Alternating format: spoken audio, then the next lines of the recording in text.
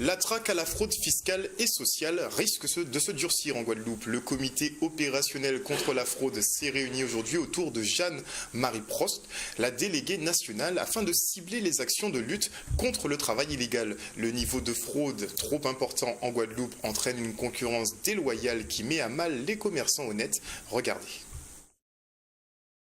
En tant que déléguée nationale, je vais régulièrement dans les départements pour regarder un peu comment sur le terrain les administrations travaillent ensemble pour lutter contre la fraude. Et donc je suis donc en déplacement là dans les 3 départements, Martinique, Guadeloupe et Guyane. Et donc je viens de participer cet après-midi à la réunion du comité départemental antifraude de la Guadeloupe. Réunion extrêmement intéressante, extrêmement riche, pour 2 raisons.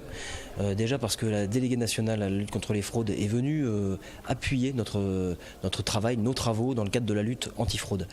Cette réunion aujourd'hui, c'était celle du comité départemental antifraude qui réunit un grand nombre de services de l'État et de partenaires socio-professionnels, collectivités, pour coordonner nos actions de lutte antifraude. On ne peut pas accepter que la loi ne soit pas respectée. Ne pas respecter la loi, ça conduit à des inégalités de traitement entre les individus. Par exemple, prenons l'exemple du travail illégal, c'est un très bon exemple.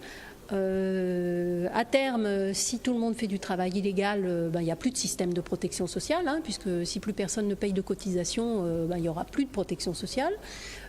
Si vous laissez faire le travail illégal, vous avez aussi des distorsions de concurrence entre les entreprises, parce que les entreprises qui respectent la loi se trouvent confrontées à des entreprises qui ne la respectent pas, et donc ça n'est pas acceptable.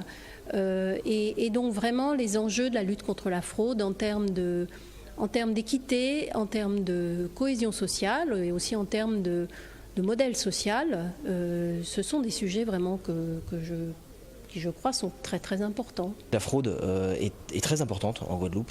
Ça ne veut pas dire qu'il faut baisser les bras. Il faut toujours agir pour lutter contre celle-ci. Pourquoi ? Parce que les premières victimes de la fraude, c'est pas l'État, c'est pas les gens qui sont condamnés. Ce sont ceux qui respectent la loi. Quand je vois un commerçant qui respecte la réglementation du travail, qui respecte le code du commerce et qui à côté subit une concurrence déloyale de la part d'un autre commerçant qui lui ne respecte pas la loi, c'est lui cette victime. Et donc c'est pour lui que nous travaillons. Et notre objectif quand nous nous réunissons et que nous menons des actions sur le terrain, c'est bien pour protéger les gens qui respectent la loi et pour que le vivre ensemble soit vécu de la meilleure façon possible en Guadeloupe.